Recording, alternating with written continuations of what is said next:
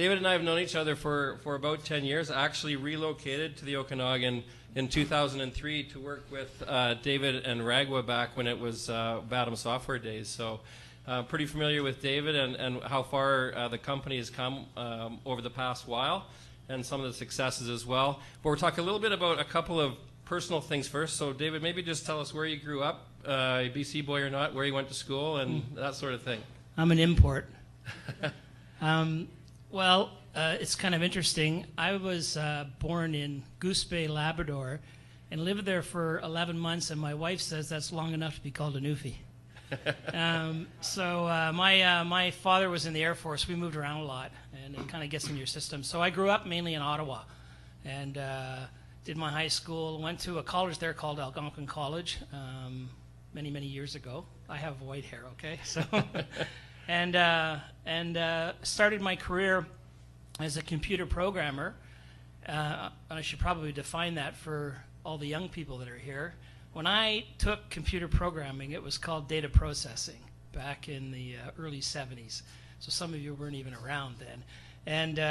And we went to college and we would write these scripts, or we'd write these programs, and we would type them out on a deck of cards, okay? And we would take those cards, and then we would go to this card reader and slot them in and hope that they would run through at night and wouldn't bomb from some syntax error or something like that. And then we'd come in the morning and we'd pick up our assignments and all that and that. And if you were talking to somebody, you dropped those cards and you got them out of order, you were in trouble, right, and stuff. So that was computer programming for me back in the 70s, and it was pretty exciting. It was new times. It wasn't like the gaming that was going on now, but people used to say, "Oh, David, you've taken up technology," right? It's so different today from where it was back then. So I took a job with Revenue Canada in Ottawa, big employer at that time, and I programmed the T1 tax returns. So that was a long time ago, and I can tell you I didn't put anything in there in terms of code that would help my tax rates. And grew up in Ottawa, and that's pretty well where I met my wife there, and then moved around with different organizations over the years. Yeah. And when did entrepreneurship kind of enter into the equation for you, and you get a first kind of flavor for that as an opportunity? I guess it depends on how you define entrepreneurship. Can everybody hear me okay? Yeah. So, I mean, the desire to do your own thing, the desire to sort of follow your passion, and not be afraid to take risk, especially financial risk, with the hope that there's some upside, is all part of what I saw as entrepreneurship. So it's been in my blood since I was a young lad, throughout my career, and I worked many years with large corporations as well as small. It was always a desire to sort of go out in there and do my own thing. I thought when I worked for some of the larger corporations that I was an entrepreneur within these large organizations, because it was about getting things done and not being afraid about the obstacles that are in front of you, and willing to take a chance or a risk and make a bet on certain things, sometimes for your career too. And I did that over the years. And then two opportunities came up. Back in the early 90s, I worked for a company called Alcan, big aluminum company. They got a big operation up in Kitimat. And we were selling off one of our businesses. And I decided to go with that business and move to the States. And there were 5 of us that formed a new company from the sell-off company that Alcan was doing. And we created a company called Gentech Building Products. Gentech Building Products actually has a distribution center here in Kelowna. We opened that many, many years ago. And it was in the aluminum siding, vinyl windows, and door business. So I was one of 5 guys who started up Gentech Building Products. That was my first taste of, and I was on the financial side then. It's my first taste of lying awake at night wondering if we were going to make payroll. And that's part of being an entrepreneur too. And it was a pretty good ride. And we bought and sold a few businesses during that time. We grew some, and we had some problems as well. And then I think the StarDyne one came like 13 years ago. Yeah. So we'll just skip forward to StarDyne then, and just really quickly, if someone was to ask you in an elevator, what is StarDyne Technologies Inc., what do you say? So, provider of software and services to local governments and the education world. And then the next question is, what kind of software? And I say, if you think about a city, is there anybody from the city here? City of Kelowna? No? Okay. If you think about a city, anything to do to run the city. So pay the employees, do the financial side of it, collect your property taxes, allow you web access over their portal to find out how to get a building permit, to license your dog, to whatever, right? So there's software and then the services that come with that, and that's 50% of our business. And then the other side is education, primarily education, and that's similar systems in terms of all the back office type systems that are there, plus anything about the student. So is the student at school? Are the marks okay? Is the assessments working? And that. So the student information system is kind of like the heartbeat of the operation. So we have software for that, and then we have all the peripheral software that comes around. Because once you've got the data, and data is key. Once you've got that data, that opens up the door to a lot of other solutions which you can add on and hopefully sell to those districts. So back when you were, just finishing up, I'll skip the Western Star one, but at the end of Western Star, they're finishing up there, and you and Terry were looking around for, a space to get into. I was always curious about why you chose the municipal government space as your kind of foray into that. So back in 2000, so I was a part of the team that was on Western Star, the executive team there, and after that sold, it was, what am I going to do? And 2000 was the .com era, and I'm fairly opportunistic, and I thought there would be some opportunities when the .com bust was coming about to pick up something that would be of good value that we could build on. I'd been out of the technology field for quite some time, and but I always liked technology, and so we started to look around. My partner Terry, well, actually I was looking around, and then he wanted me to move to Brisbane, Australia, and I said no. And then he said, "What are you going to do?" And I said, "I'm going to buy a company." And he said, "Well, let's do it together." And that's how our partnership was formed. But we had worked together for a number of years. So when you work with somebody and you got a good relationship, that's key, right? Because you can make so much happen when that happens. When you're that. So I started to look around for different companies, and we didn't target local government. It was going to be software, because that's what I was comfortable with. I was comfortable with that space. So we looked at several different ones. I wanted to be based out of Kelowna. It's a great city.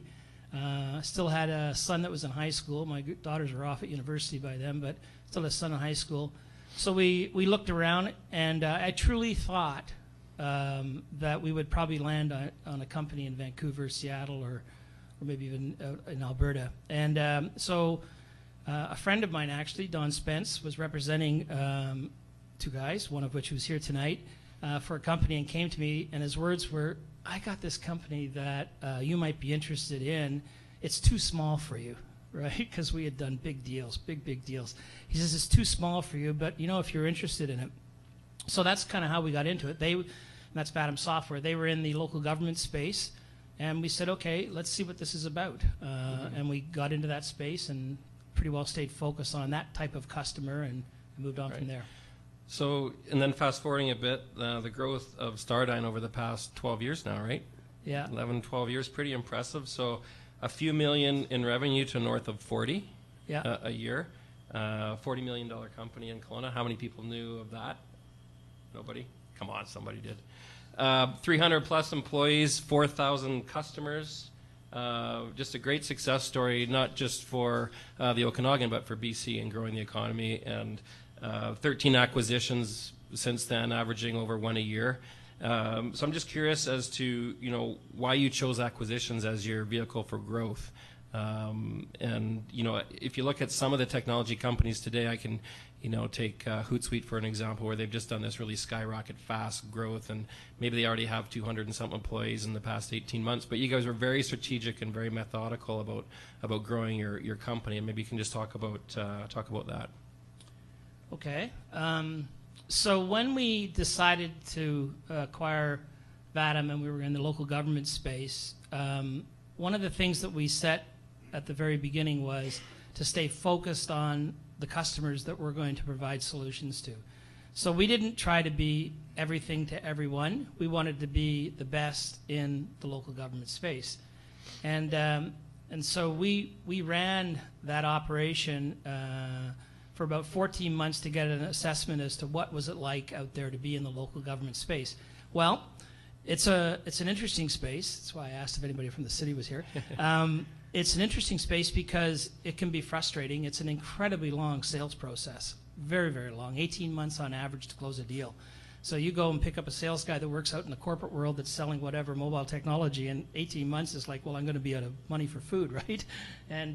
So it's a long sales process, and you have to stick with it, very much relationship selling. Once you get them, if you service them properly and you move the product forward and the solution set forward, you should have them for life. If you have them for life, the magic thing there is recurring revenue, right? You'll get recurring revenue, whether it's a SaaS model or whether it's a perpetual or a license under a perpetual contract, you'll have that recurring revenue. Now, the other thing with that business is that, and this is where our acquisition strategy came in, was we believed, we looked for companies that already had product and customers. One of the biggest challenges that you have when you're starting up is when do you go and commercialize, right? I mean, that's a big, big issue. And so we didn't want to be early stage. We wanted to have something that where you had the product out there, you were selling it, and you had customers. Didn't matter if it was just a few, but you had it there. And we didn't have a problem with helping you take that product and solution set further and make those investments. And we have the wherewithal to be able to do that too. So that's kind of the profile that we looked at. But the strategy was based on we can grow through acquisition. And I will say that we realized very quickly in the first 14 months with Vadim that it was a very fragmented industry. There were lots of small players like Vadim that were out there in the Canadian and the US market space. The customers liked the idea of dealing with a company that had some substance, some depth, and was going to be there longer than just the owner-entrepreneur could make it happen. And some of you may be in that situation. So it made sense for us to buy a few companies, some of which compete with our own products, but buy a few companies and put them together under an umbrella, make it a stronger force, makes the customer happy because they're dealing with a company now with depth and with reach. And then go from that. The other part of the strategy, though, was not in all cases out of the 13 acquisitions, but in most of them, we believed that we could work with the people that we bought the company from to take it to the next level. And using some of the techniques plus our resources, we looked for organic growth. So taking those companies to their next level and doing that. There were 3 acquisitions where we didn't do that. Because it was, say, older technology, it might have been a migration strategy or something. So it wasn't so much looking for a startup. It was just here we bought a customer base and we were going to migrate some of our existing product. Mm-hmm. So back in the 80s when I was first involved in the tech sector, a lot of the startups that I was with or that were in the space were really focused on going public. That just seemed to be the drive, right? Let's get this thing public, let's grow it and get it public. And today it seems like everyone's driving towards acquisition. If you're a startup, a lot of startups I talk to are just going to get to a point where I'm an attractive acquisition target. I'm just curious as to your thoughts of why you think that is trending these days as opposed to taking a company public. Well, I was involved in a public company as the CFO and the senior exec responsible for investor relations. And going public is an interesting thing. There's pros and cons to it. And most people go public because they think there's a pot of gold at the end of the rainbow there and they're going to capitalize on it right away. And a lot of people do. And you can make money on it. But when you've got institutional shareholders who have invested a lot and your share price is $40 when they bought in and now it's $20, it's a different world. It's a real different world out there. And so you have to be prepared for that. The other thing is, ever since Enron and some of the guys that didn't do so well in terms of their transparency on the reporting, the regulations that are required for a publicly traded company are pretty onerous. So there's even companies in this town that are 10 million or 15 million revenue and they're public. And the cost for them to stay public is pretty significant compared to us as a private company.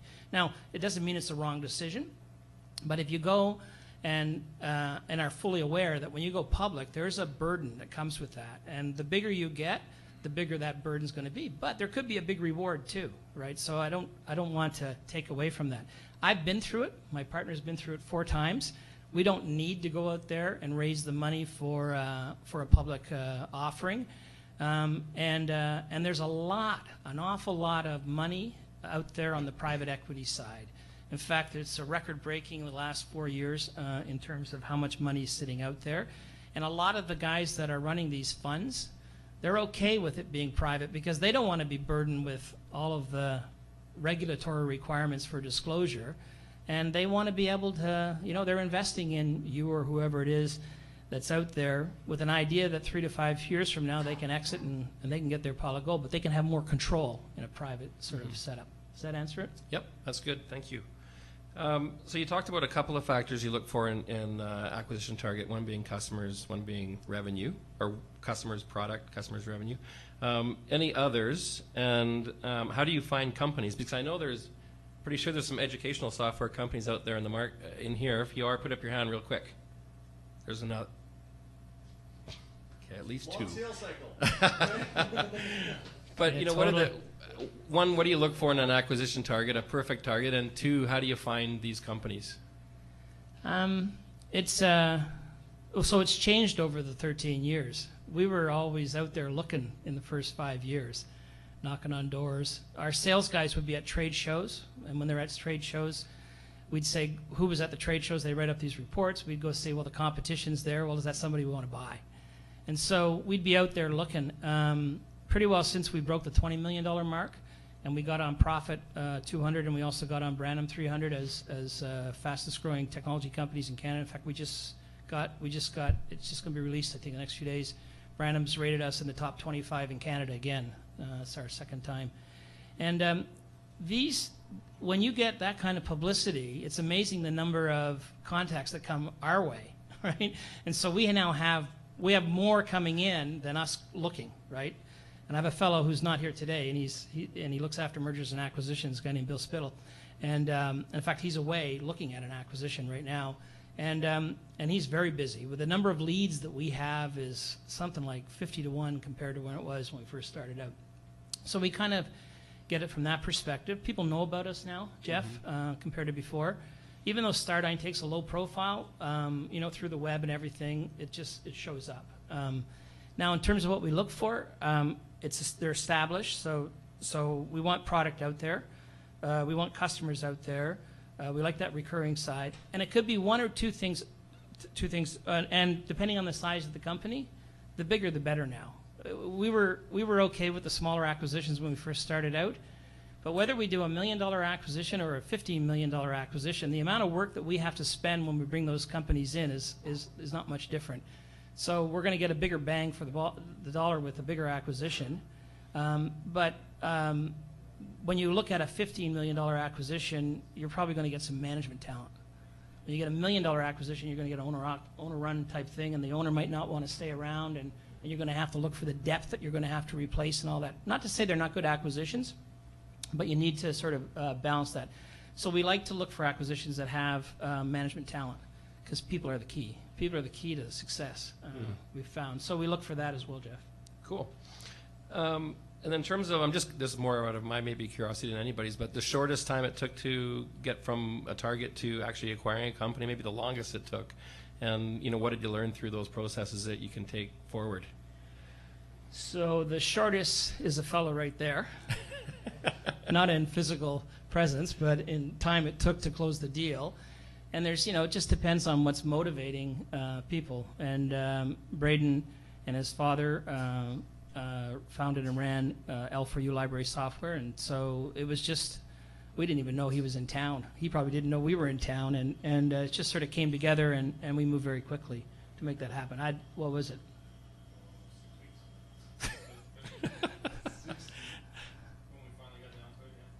It was fast.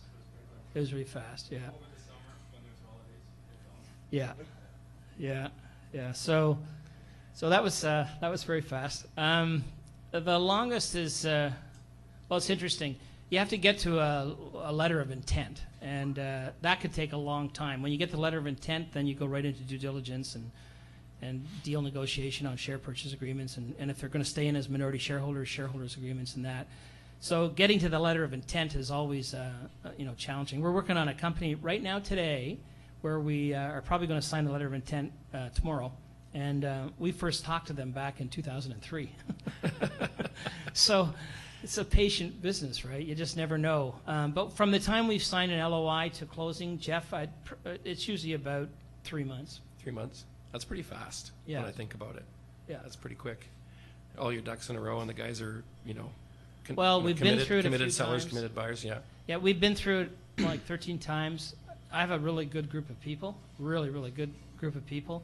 And we've made mistakes over the years, so you learn from those mistakes, right? Mhm. So you just keep refining the process. Yeah, I know for a lot of people trying to raise angel money takes a lot longer than 3 months, so making an acquisition Yeah. in 3 months is pretty impressive. Yeah. Have you ever considered acquiring a company that's non-North American based? I know most of your acquisitions are all have been somewhere in North America. Have you guys looked at anything kind of international other than the U.S.? We have.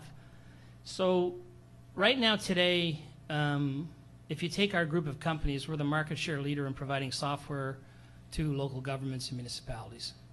And then Dave Love is back here. He's the president of our education division. If we're not number one, we're number two on the education side in Canada. And excluding the province of Quebec, we don't compete in that province, but we're everywhere else. So we have a really good market share in Canada, and we have a really good customer base. And so we can get great revenue by selling to those existing customers. So if we can find companies or solutions that we can tap into that side, then we shorten our sales cycle, right? Because we already have established relationships. The U.S., we're still pretty small in the U.S. It's like 5% of our revenue is in the U.S. And we have one office in the education side and one on the government side down there. It represents a good opportunity. There's a lot of symmetry between Canada and the U.S. And so we've put a lot of focus in there. We've tried organic growth 3 times, and it's been tough. Well, that's where you do it yourself, and greenfield kind of thing. So we know that in order to be successful in the States, we've got to buy a U.S. company that's got U.S. customers and a U.S. solution and a U.S. office, and the Buy America will stick, right? Because they don't want to buy Canada. So we have a big focus on that area, and those are our 2 priorities, Jeff. However, over the years, we have had other opportunities that come up. Of course, my partner is based in Brisbane, Australia, and he's well connected there. So we've had 2 opportunities we looked at in Australia, and we did go through a process, but never got to a letter of intent. I mean, it's a bit of a distraction. If we've got great opportunities with a good return here in Canada or in North America, I'd sooner put my energies there than having the people distracted overseas. Especially with these solutions, because they're not easy. They're complex solutions. Mm-hmm. But it doesn't. I mean, it'll happen someday. Yeah. I figured you'd have something in Australia, New Zealand in the books. Other than wine. Yeah. So a really unique business model, quite intriguing. StarDyne Technologies, Inc. is a very small organization, right? I think you've got 8 or 10 people. 5. 5 people. But you're the umbrella of companies that you own, obviously, 300 plus employees. And what I found really interesting when I was there and since is that you continue to buy competitive companies. So you bought Diamond and Vadim competed fiercely in the same market, both owned by StarDyne. And you continue to do that with other verticals in education. And so I just want to talk a little bit about your thinking behind buying competitive companies and then letting them run totally independently, right, and still compete against each other, even they're owned by the parent company. Yeah, well, it's an interesting strategy, one that we've been challenged on from time to time, mainly by the employees of the competitive company that we acquire. But when we started out, I think this is typical of lots of solutions that are out there, whether it's technology or cars or whatever. But when we started out, we had our first company there, and we were spending a lot of time trying to win market share. And there was this other company out there that happened to be a Microsoft reseller. Microsoft, I said it's the government space. They tend to be risk adverse. Microsoft's a big name, and it's safe, right? So no matter what we would do in some situations, and even if we had the better solution, some customers or prospects would go the Microsoft route. So we said we're going to buy a company that is in the Microsoft space, and we run them two separate companies.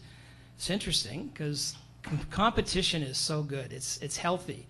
It's amazing when it's under the same ownership, right? Because we know what's going on and that. But we run they're very separate, and they're successful. they've been successful in that space. My view is that that if we merge or integrate these companies, providing they've got competitive technology. If they've got older technology, you have to do something. But if they've got competitive technology, if you merge, you're going to create an opportunity for another competitor. So we took the approach that we would do this. We have complementary solutions too. It's just, we just said it's not going to be black and white. If we find somebody that, or a company that can be successful under our model, then we're gonna do that. And we created the StarDyne website when we bought our first competing company, because we said we'll be transparent. We'll be totally transparent out there in terms of the competitive side. And it's interesting. Well, we've been doing it now for 13 years, and there's only one time where there was ever an issue from a customer.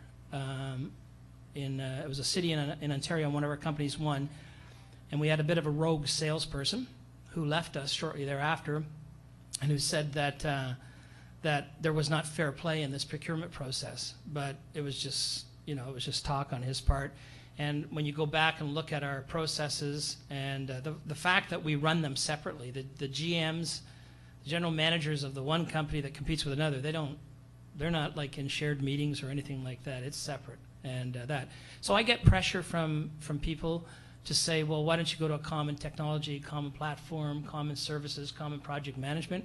Well, you have to keep the uniqueness. And as long as we believe the business model can support that kind of profitability, we'll carry on with it. And the real test to me is, well, if we're not there, will somebody else be there? And if the answer is yes, then why not let that be us? And then maybe, maybe a key lesson learned from the 13 acquisitions, if you could take one thing away through all those acquisitions, or if you could have a chance to do something over again, through that process, would you do it? Maybe more information for the young entrepreneurs out there that, haven't been through that process before. Okay, for the young entrepreneurs, that's a bit different than some of my lessons learned. It's right in our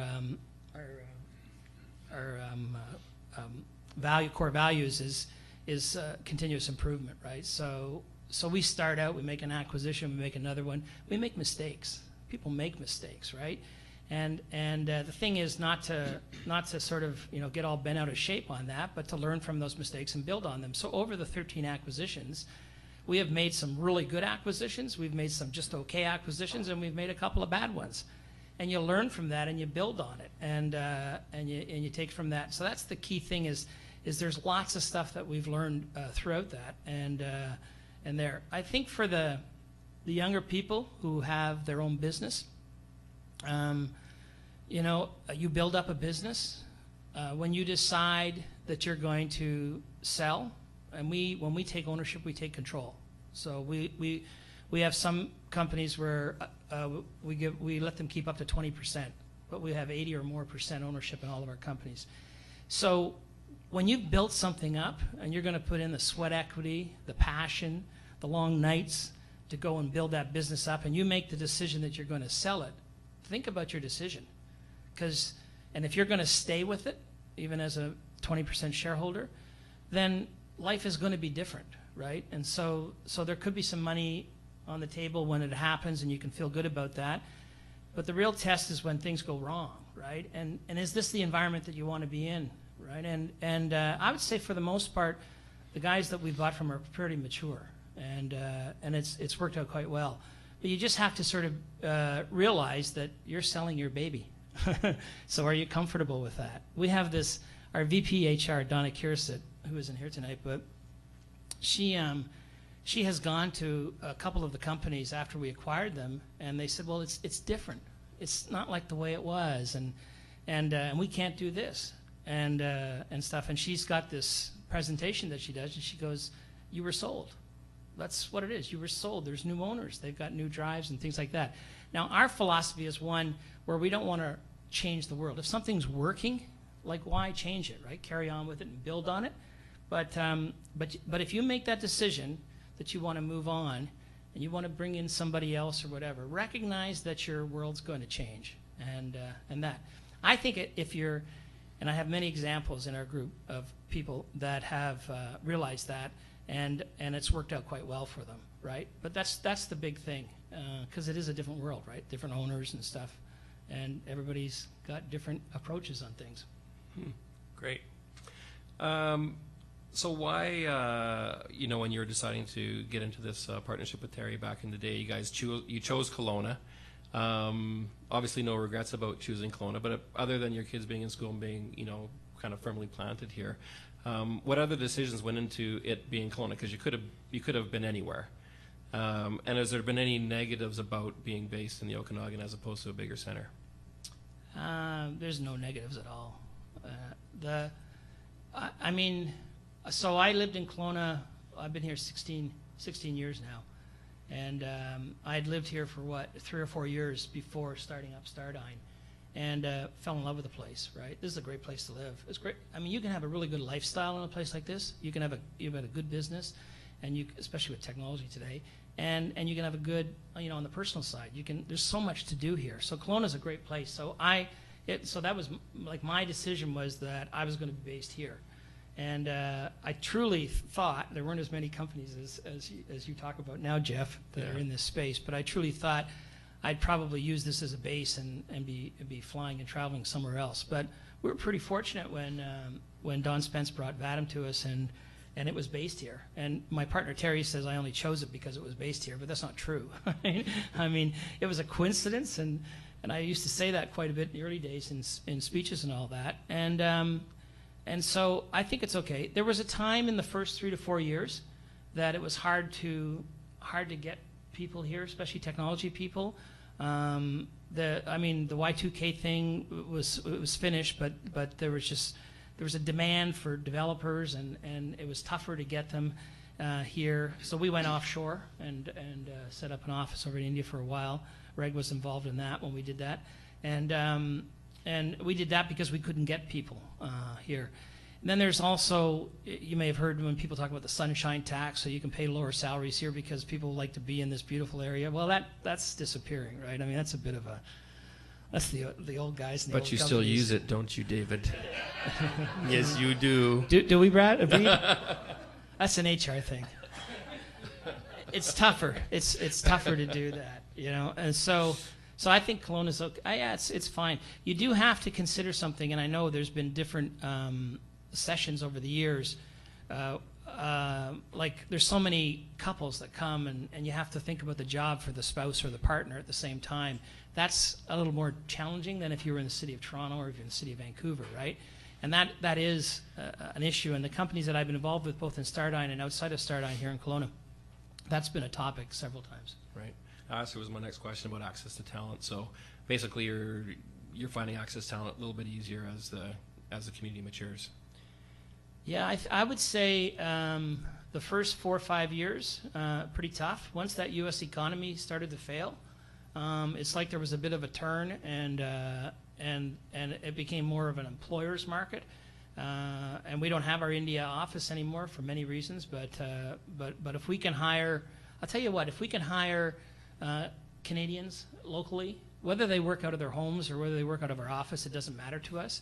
And I think too, the advent of technology to allow remote workers and home office workers is pretty impressive. I think we talked about this today, Breed. Is it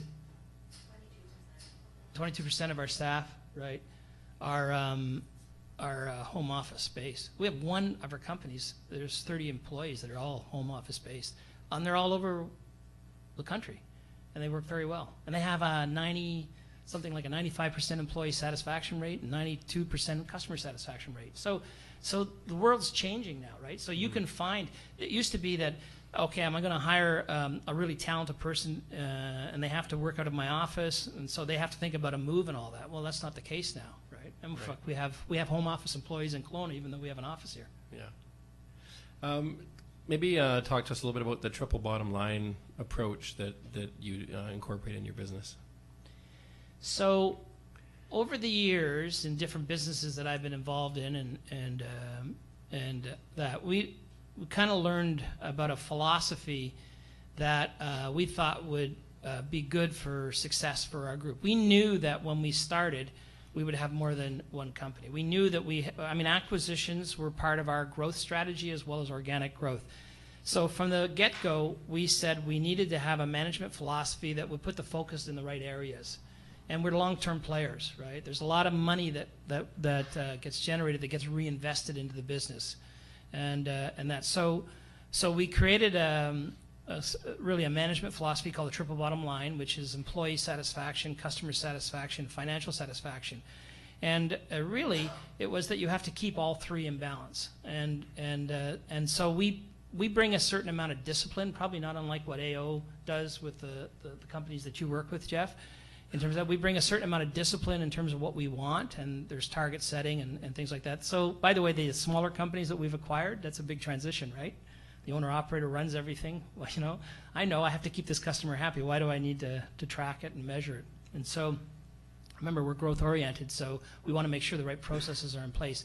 So all companies have targets that deal with employee sat, customer sat, financial sat. They all got to be kept in balance. However, there's times where you have to give on one, for the sake of the other. One of our biggest challenges is when we go and work with our companies to tell them that we believe in the triple bottom line. They go, "Oh, that's bull," or you can say bullshit. We can say bullshit here? Yeah. Yeah. Yeah, Braden's here, I forgot. So because you're bottom line oriented and all this stuff, but it doesn't matter. In the long term, you got to keep your employees satisfied. You got to keep your customers satisfied. That'll drive the financial side of it. We truly believe that, and so that's really the triple bottom line philosophy. We give awards out every year for those operating entities in our group that score well on all three aspects of the triple bottom line. So we have had companies that have great profitable years, but they've had something either on their employee or customer side they don't get it.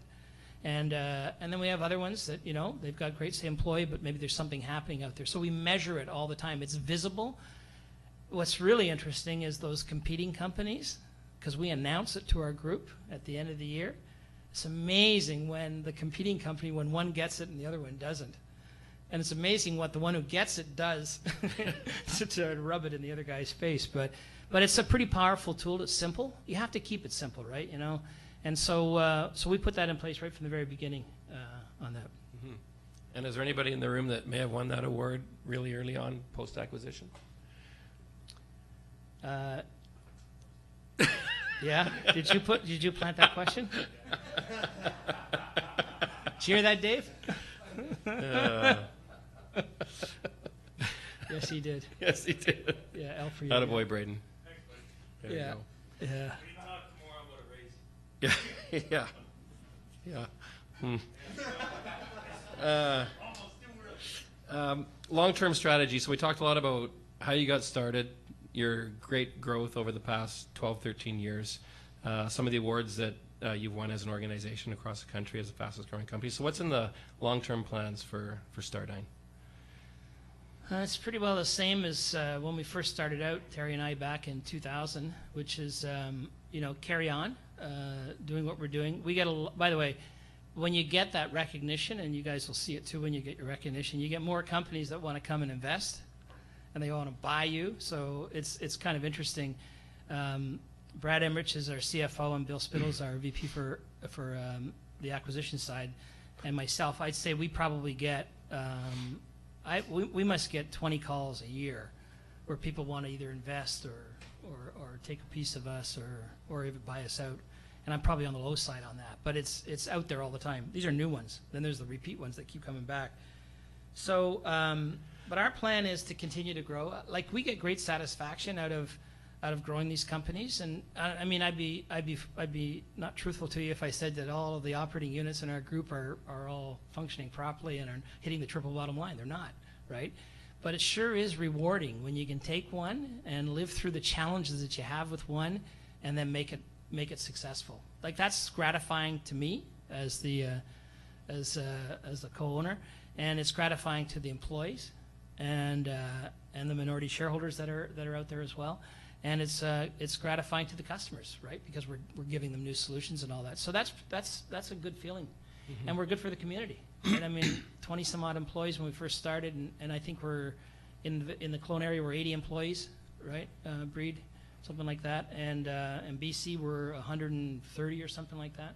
So it's good because we're creating jobs, and they're good jobs. They're despite the sunshine tax, I think they're good paying jobs. and with a good group, and a group that's got a good value system, right? So that's all gratifying. So we don't have a desire to go and take our company public.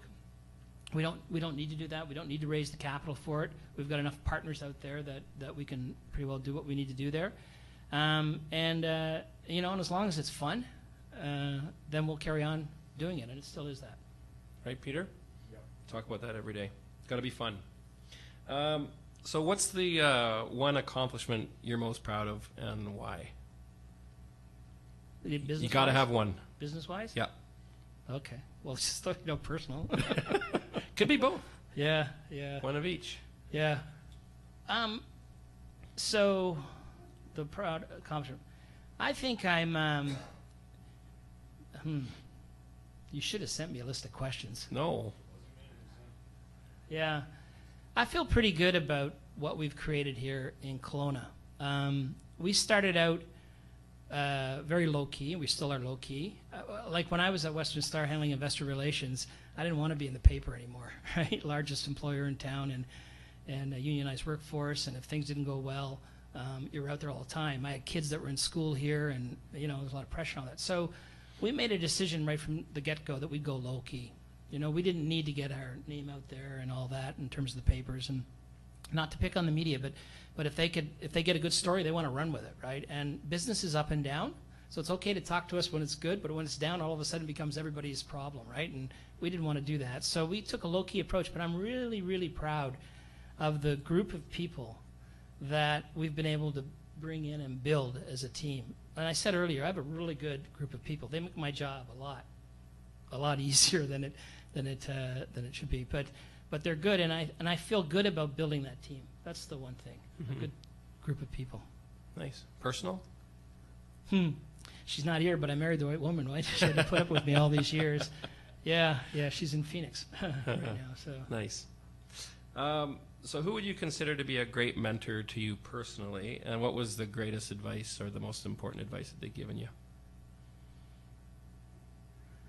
So, on the business side, I have two. I lived in Kitimat, BC for a while when I worked for Alcan I headed up their computer group up there years ago. I took a transfer with Alcan to Montreal to take a job in the finance function. And I worked for this 6'5" Dutchman, big guy, stubborn, and he was the CFO for Alcan International. And he told me, and I was probably in my, I was about maybe 31, 32 years old. And he said, if I can give you a piece of advice here, David, it is to hire, when you're out there, hire the best person, but hire a person who's better than you. He said, you do that, and you will find success. And so it's something that I've always thought about. Don't be afraid to hire somebody who's got capabilities that are better than what you might have. Don't be afraid for your job, because if you work it right, they'll help you build something that's even greater that you could have built. So he said that, and that was something I've always remembered. Second thing is my partner Terry is a very successful businessman, and a lot of what I've learned over the last, I worked with him for 4 years, 3.5, 4 years directly when it was at the heyday of Western Star, and we took it to a $2 billion publicly traded entity before Freightliner came along and bought us. And I learned a lot of things from him over the years. Accessibility, this guy's an international guy. I could get a hold of him, and Breed can attest to this, because Breed's been with us for a long time. We could get a hold of him no matter where he was in the world. So there wasn't a business decision that would be held up because the decision maker was somewhere else. And it's a philosophy that I have, and I've learned from him, which is accessibility. So I don't have a problem. I'm an entrepreneur. I've got a business. I don't have a problem being in Phoenix. I don't have a problem being in, I just came back from New Zealand. I don't have a problem being in Toronto, even though I'm based here. You can always get a hold of me. I don't want a business decision ever held up because I'm not available. And that's there's many other things he's taught me too, but he's quite good. Awesome. So I need to finish at 7, and I have 4 minutes, so I didn't do too bad, Mr. Messenger. You're a huge Kelowna Rockets fan. Yeah. Yep. Do you think they have a chance against Kamloops? Wow. Well, I missed most of the last series with Seattle. In fact, I missed all of the series with Seattle. And I arrived back home on Wednesday evening last week at about 9 o'clock, and I put the radio on right away, and they were in the third period. And they scored 2-1. Oh, this is really exciting. And we were a bit jet lagged because we just come back from New Zealand, my wife and I. And then so we started to make something to eat, and the next thing you know, 7 seconds left and Seattle scores, and I go, oh my God, oh, this is just too tense, right? So I said, I have to turn the radio off. She goes, what's your problem? I can't take the stress, okay? You know, because they're out and I won't be able to see them again. And then I actually went to bed, and 10 minutes later she comes in and says, well, they won, which is just so exciting. So I went to the game on Saturday. Oh, who went to the game? One. Yeah. Wasn't a very good game on Saturday. No. It was pretty bad. And I didn't go to the one on Sunday. I heard a bit of it and all that. They're a pretty good team. You know, it's a bit like being an entrepreneur. You're going to have some tough times, and you got to pick up, and you got to put your best foot forward, and you got to make it happen, right? You just got to keep at it. You can't quit. You can't give up. No matter what those obstacles are out there, just keep at it. And that's what they're like. And I mean, they came back, they were down 3 and won 4 in a row, which is incredible. Awesome. So, you know what, Kamloops is a really good team, but I'm going to bet Braden's money that Rockets can pull it out. Okay, open up the floor to questions. Ian. You mentioned at the start that you're doing a lot of hiring in various companies. So mine is a bit around what are you looking for in employees? And the second part, which is very related to the first, is the Canadian education system failing in terms of delivering quality product? You need to read. Wow. So the question was to David, but to StarDyne, is what do they look for in an employee, and is the Canadian educational system meeting those needs or failing? So the first question is an easier question to answer, although it's quite important to the company, and the second one's a more difficult one to answer. But so the first one is, and Bree, you can chime in here if you want to add to it. But there's a few factors that we look for, and they deal with attitude, right? Attitude is absolutely critical. And commitment. And I think that if you've got those two, then even if you don't have the total skill set, you can work around that. And so I've seen over the years, I've seen very talented people that just, you know, it wasn't the right fit or it wasn't the right attitude. They're better off moving on and finding that right fit, right? And I've seen other people who aren't quite the right fit, but they've got that attitude. They're willing to do anything, right? And even when you worked with us, there was that fellow that worked in the IT group. I can't remember his name now. Ken somebody. He'd take the garbage out, right? He was just so determined to do what was required for the company, and that. So those would be the two things that are on my list. But Bree, you're out there recruiting all the time. What would you say? I agree with what you said. I'd also say we all have the different companies have different core values and a set culture. The culture can be different from company to company. And it really has to align with the person's values for the long-term fit. The values, yeah. The alignment of the values of the individual to that. So, fair enough? So, that could be a session on its own, what we're going to do with the education system. That's what the Canadian education system. Well, first of all, it's provincially administered, right? And in this province here, well, in all provinces, funding is a big issue, right? And we have, so how are we impacted as a software company? We're the leading provider of software and related services in Ontario to the Ontario school districts. And Dave Love will tell you that the cuts that have gone on in Ontario and the rift between the administration, the superintendent side, and the teachers in Ontario is significant. And if you have that, not only does it impact us, the software vendor that's out there, but I think it impacts the quality of education. We just came out of it with BC recently, and we felt that too, because we have something like 32% of the school districts in BC are our customers, and everything just sort of shut down when there was labor unrest in this province. What it was, a year and a half ago or so, with the teachers and the Ministry of Education, and then they signed a deal, and they said, okay, we're good. But by the way, that deal expires, I think, sometime, I think it's September or October of this year, after the election, right? So So it's a bit like a company, you know. I say you need employee, customer, and financial satisfaction in order to be successful.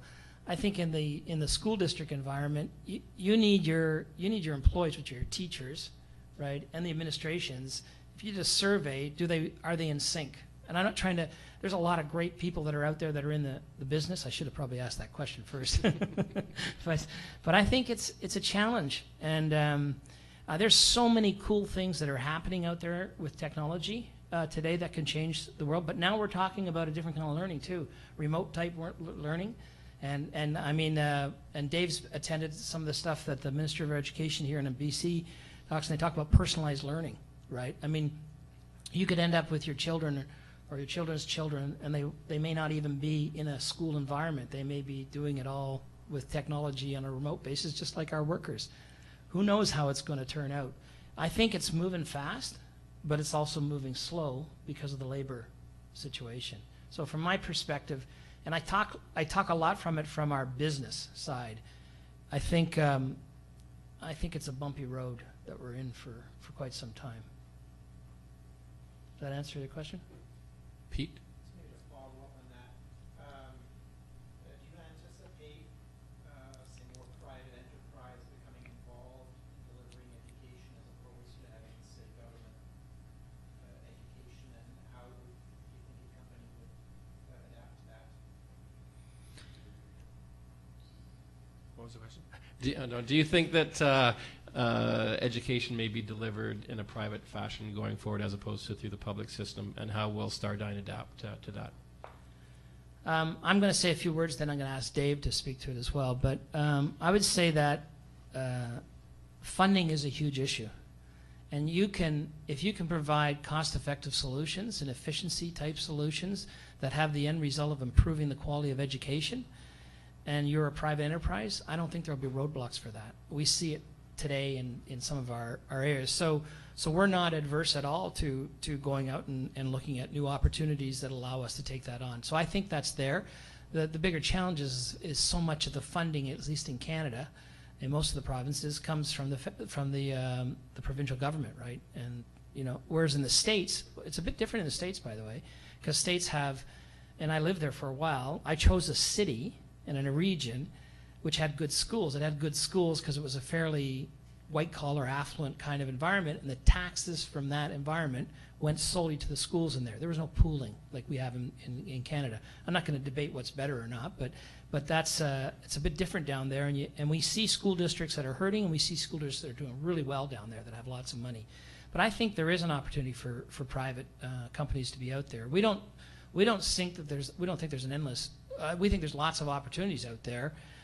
It's about, you're going to have to find a model that's going to be able to fund it because it's tight, which is where SaaS comes into play quite a bit, because this tends to be low cost of entry. Hard on the vendors, by the way, to make a buck, but it's there. Dave? I guess public education, as you appreciate, right, is solely on top of taxpayer and local pay. Because you have this huge concept where you want to do more with less. That's what's effectively going on out there. So what happens is people who can have the financial ability start to lose confidence in that public system because they don't see the outcomes that they would like to.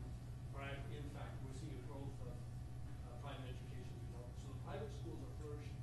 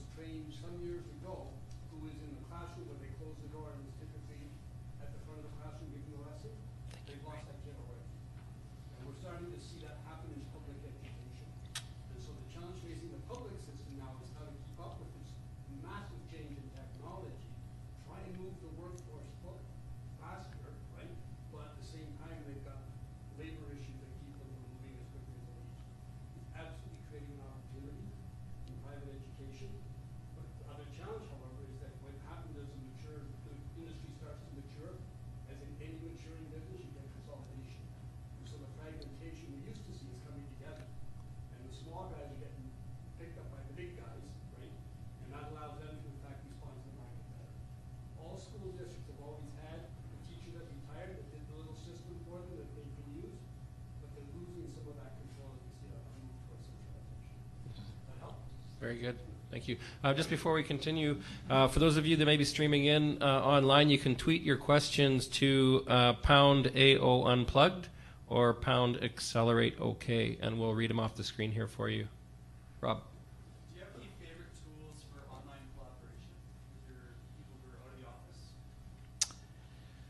the office? You know, I'm not the guy that's going to speak to that. We have a, because I would be misleading you. So we have, because we have individual companies, we have not adopted one tool for that. So, I mean, SharePoint's in use in some places for those who like the Microsoft. Our Microsoft companies pushes it all the time. We have, you know, we use the live meetings. We use all the tools that are out there, but there isn't one collaboration tool that we've at least that I know of, that we've zeroed in on. Lessons learned in running remote workers, like what you learn, what works, what doesn't, especially in a smaller environment. Well, you know, it's not for everybody to be a remote worker, but there's more and more people that want to be remote workers. And technology has allowed us to have access all the time. I mean, it's a good thing and a bad thing with technology today, right? We've probably all got our whatever iPhones or Blackberries, and we're going at them all the time. And so it's easy to stay in touch. So as an employer, the days of saying that you got to be there from 9 to 5 or whatever it is, that's history, right? Because if someone wants to pick their kids up and go out and pick the kids up at 3 o'clock in the afternoon, hey, let them do it. They'll probably come back, and when they put the kids to bed, they'll be back online. And you know, I mean, the productivity's there, and so I think companies need to be less anal about those kinds of things. And the ones, like I said, we have that one company where all the employees are remote. I mean, those guys are on at all hours of the time. But I can tell you, they also have a pretty good lifestyle because they're at home, they're not commuting, they're not driving. Well, in Toronto, you drive an hour to work, right? They're not doing any of that, so that frees up time. It gives them family time. And then that, so it's flexibility. Don't worry about the hours and things. Reed. I was just wondering, you talked about as an entrepreneur the kind of sleepless nights when you're stressing out payroll. How do you manage that stress and the anxiety of being an entrepreneur and kind of going into the unknown? Well, it depends on your age. I handle it a lot different today than I did when I was younger, and at different things. When we started up Gentech Billing Products, and I was based in just outside Cleveland, Ohio, oh my God, it was like we were $500 million in revenue, and we had something like $200 million in debt that we had used to buy this from Alcan, and I'm looking after the treasury side, which I'd never done before, and I'm finding out that we're not going to have enough money to meet payroll. And I can't remember how many people we have. We must have thousands of people that time of payroll. And you're just going, what the hell is going on? And you sort of kind of like weather through these. You know, I guess two things. One is I'm never afraid to ask for help over the years. Even now as the CEO and the co-founder of the company, I'll ask for help. And the other thing is you need to get away from it. You need a fresh mind. So whether that's here in Kelowna, you go out and you do a little bit of exercise or whatever, but you need to get away from it. So you got a fresh sort of view on it. I'm going to tell you, I mean, my favorite thing to do when I'm not at work, and Breed will get a chuckle out of this, is I have an apple orchard up at Southeast Kelowna. And if you shake my hands, you'll see there's no calluses on there. So I'm not much of an orchardist, right? But I have this tractor, and I put the headset on with the iPod, and I go up and down and I cut the grass between the rows on the orchard. It is the most relaxing thing. I see clean grass cut behind me. I don't see anybody saying you done a pissy job. Okay? And I got, you know, and I'm a 70s guy, so I got the 70s playing away on the music, and I'm in a good space. And it's amazing the number of times I've come out of that and I feel fresh in terms of thinking about how to do it. But you got to find your own balance. It's different for everybody. Does that answer it? Robert. What is your view of the current U.S. economy with regards to public sector spending, and what are you doing, what strategies are you using to grow in that market? Well, So I'll talk government and education. There's a lot of there in the public sector.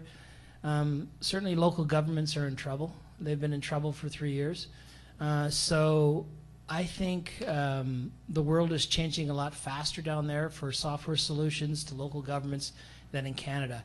The adoption rate for cloud-based and SaaS systems is significantly higher than in Canada. In Canada, we don't even think there's going to be much adoption on that. There's too much control they still want to have. But because it's a low-cost entry point for them, they don't have to hire, sorry if you're in the IT support side, but if they don't have to hire their own IT support people, they don't have to worry about servers and stuff. It's very attractive out there on the local government side. I'd say we're seeing the same traction in the school district side too, because funding is a huge issue. So that creates opportunities, providing you've got the right solution that's out there. But it's tough. I mean, the economy's starting to pick up. We see that out there, but it's a tough situation there for a while. Alejandro? What was your drive to switch from your corporate life onto entrepreneurship life, entrepreneurial life? Could you? I didn't get that. What was the drive to change from the corporate side onto entrepreneurial life? Oh, I see. Yeah. Why did you ever want to start a company? So, when I graduated from college and just went out and got a job, and then you get married, then you have kids, then you have a dog, then you have a house, then you have a mortgage. You're kind of locked into things, right? It just sort of happens. And over the years, I took positions that allowed me still to have a bit of that entrepreneurial flair, but it was never mine. And I never really drove it until we did the split off from Alcan, and like I say, 5 of us were the key owners. Although I must qualify that because the banks owned a lot of it, and that. So when the opportunity came up, I think I was pretty fortunate. After Western Star sold, the opportunity came up that I could choose what I wanted to do. It was like I wanted to do my own thing, and it's something that was something I wanted to do for years. I mean, I can tell you, but I lived in Montreal, and I almost bought a sports experts sporting goods store because I just said I want to do my own thing. I was 19 years old. I forgot about this. I was 19 years old. This is kind of funny.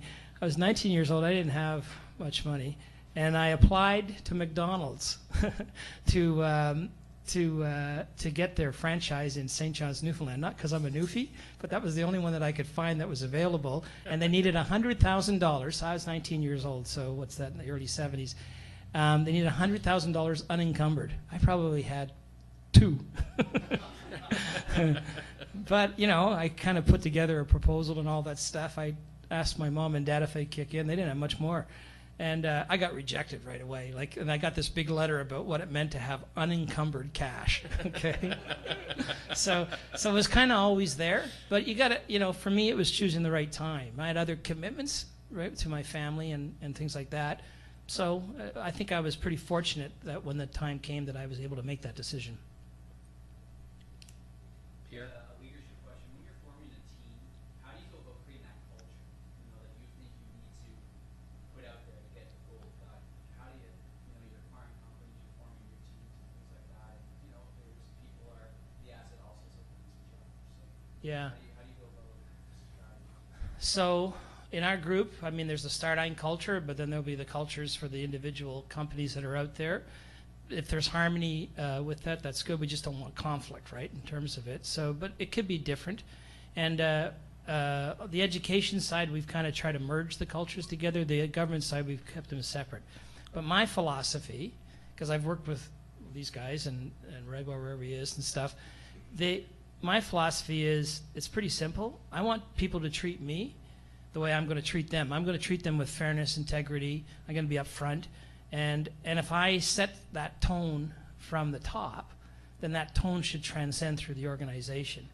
And I think that's a big part of it. I think the CEO or whoever, the owner of the company, people will look to you. And so it's what you established as your tone at the top that will, I think, drive the culture of that company. So it doesn't always go that way, right? And I don't always get treated the way that I treat people, but that's kind of what I think is the key thing. Paul? David, I'm curious about how you keep the balance in your triple bottom line, and if there's any kind of trick to that. You know, Westgate goes with the option of just looking after employee satisfaction, and they figure if they do that, everything else will follow. But, you know, surely at some point, if you want to get that financial satisfaction, you're going to have a little bit of employee dissatisfaction. How do you get that balance? Well, it's not easy. Like if you have, how many people in this room have kids? How many have more than one? How many times are they on the same page? Right? And you're the same parent, right? You do the same thing. So I don't know, Paul. It's like we just said if we can keep them in sync, then we should be successful. But it doesn't happen. I mean, I'm glad we've got 10 operating companies in our group today because they're not all on the same page. Most of them are, but they're not. And that. So I think what we say is, you know, if you measure it, it's going to be visible, right? And it's up to them to measure it.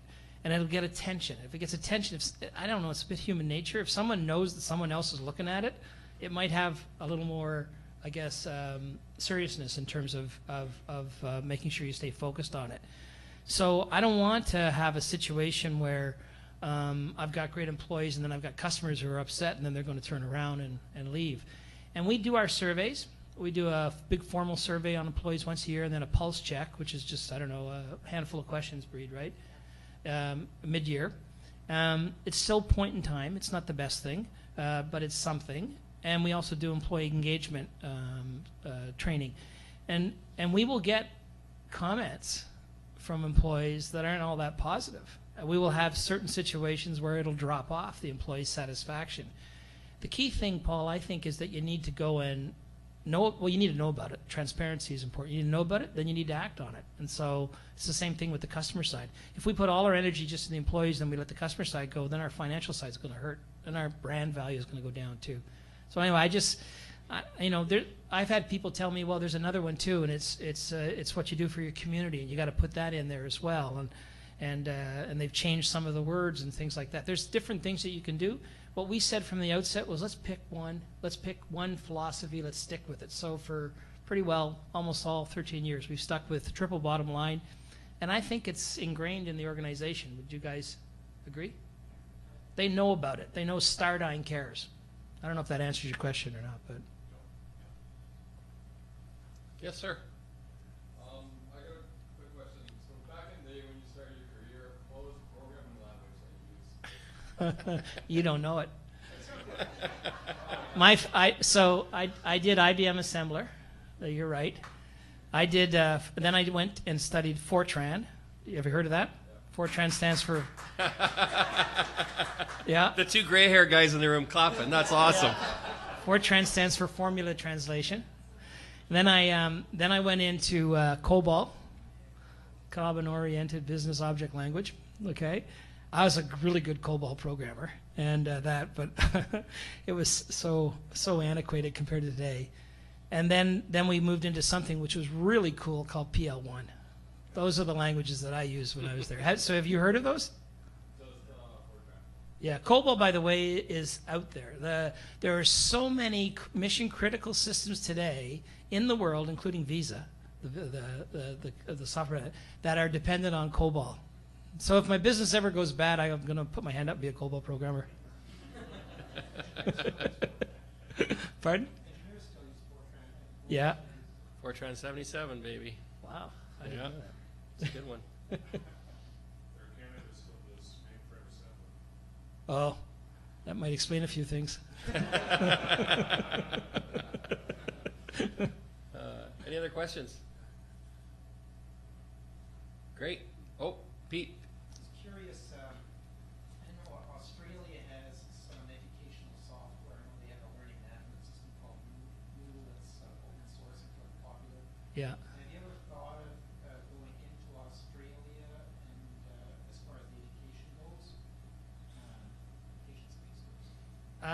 There's a company over there called Technology One.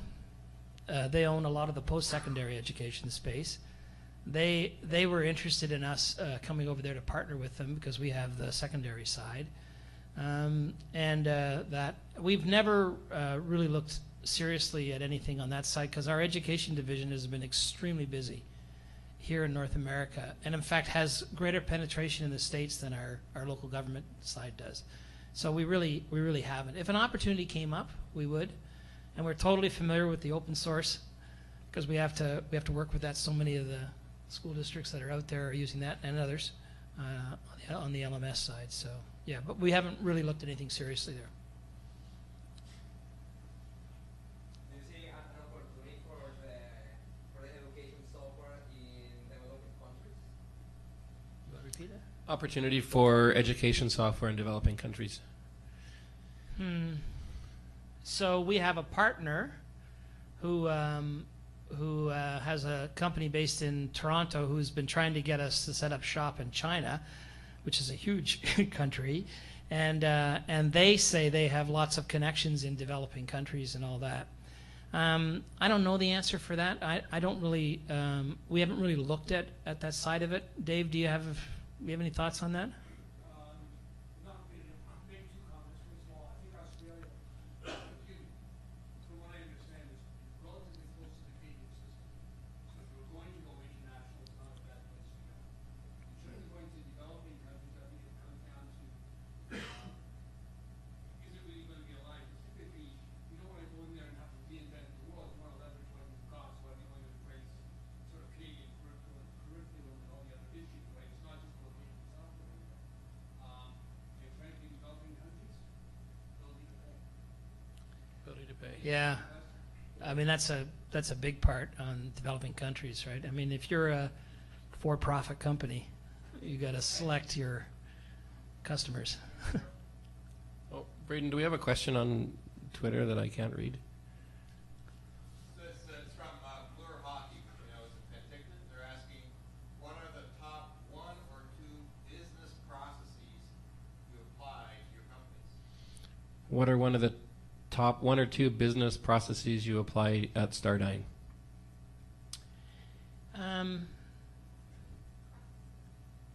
What's that? Processes. Yeah. Processes.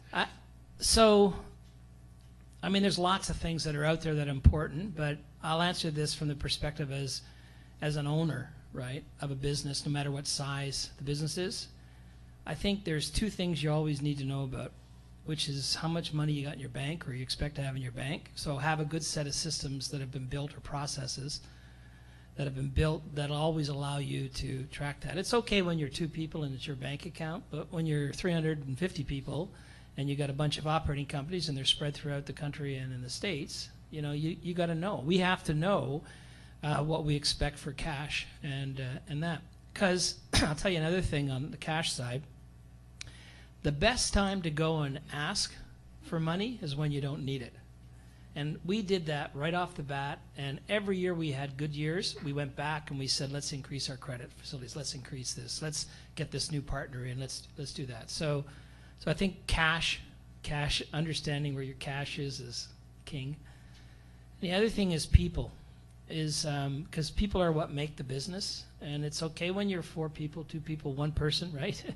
But when you're 50 people or even 20 people, it's like each one of those is like a cultural shift in its own. So you need to understand where your people are and what they're thinking, right? So business processes around the people side of it. So I guess that ties to my employee sat comments earlier on the triple bottom line. You need to know, those would be the 2 things that, if I've got a good understanding of, I've got the money to fund the business, or I think I'm going to have a problem in 6 months, so I'm going to talk to these guys that I talked to 6 months ago when I didn't have a problem, then I'm going to keep the business going. And if I've got my employees in a good space and I know that if there's a problem or whatever, I can take proactive measures to address it, then you got people, you got funds, you should be able to be successful. Great. Is that it? Well, thank you very much, David. It was a privilege to have you here and share your experiences with the group. Continued success with StarDyne, and I think Braden has a little thank you golf shirt.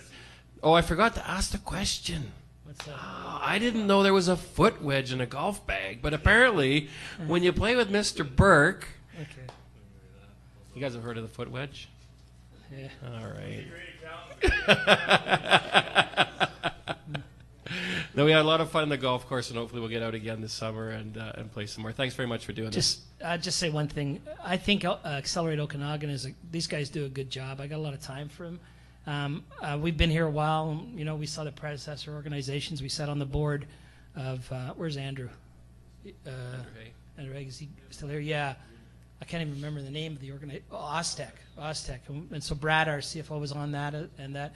I think AO's got a lot of good stuff going. These guys are great, and they're doing some good stuff that I haven't seen happen in the past in this community. So, you know, I think it's a good organization, and you guys are doing a good job. Thanks very much. Thank you.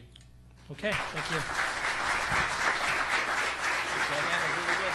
Yeah.